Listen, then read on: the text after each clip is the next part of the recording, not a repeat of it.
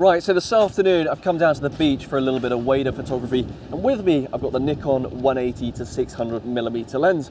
I've been asked a few times about this lens to give my thoughts on it, and I thought whilst I was here, it's a good chance to do a little YouTube short to talk you through my opinions on this and share some ideas about it, really. So what is this? Well, this is Nikon's kind of mid-entry level super telephoto zoom. It gives you reach up to 600mm and zooms out to 180mm. Really nice for composing, especially if you're in a fixed location, something like a bird hide, anything like that. It's going to be really good for that. It's all internal zooming. That means it doesn't get longer or shorter when you zoom in and out. That's really nice. And I actually really like the fact that the zoom throw is extremely short. That means that you can quickly zoom in and out, and even if you're on a beanbag or a tripod, it's very easy to do. You've got a tripod collar at the back to mount it, to get that correct point, and on the side you've got a limiter for the focus that drops you down to 6 meters. Just makes it a little bit snappier when you're kind of acquiring focus on subjects that are a little bit further away. You've got function buttons here,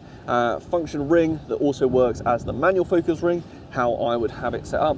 And on the front, of course, you've got your hood that has a lock that's really nice to see. The only issue that I have with this lens is that aperture of 6.3. Now, if you're in the UK like I am, you'll know that it can be pretty dull out a lot of the time. And if you've got a 6.3 aperture and you're up at 600mm, you're going to be pushing that ISO pretty much all the time.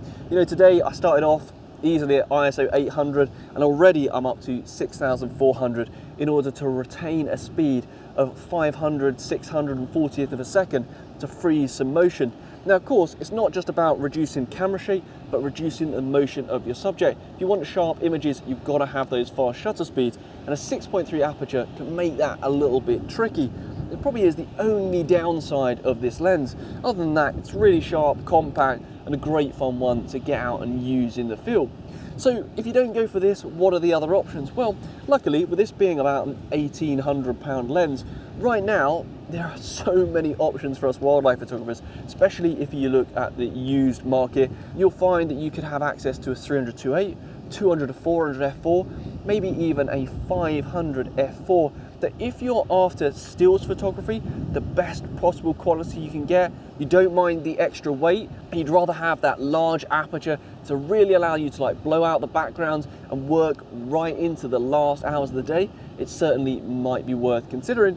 But if you want a lens that's really fun to walk around with, go make some pictures, you want to shoot video as well as stills, and you've got a Z mount camera, well, the 180 to 600 might be a lens for you. But personally, just not what I would pick out for my work.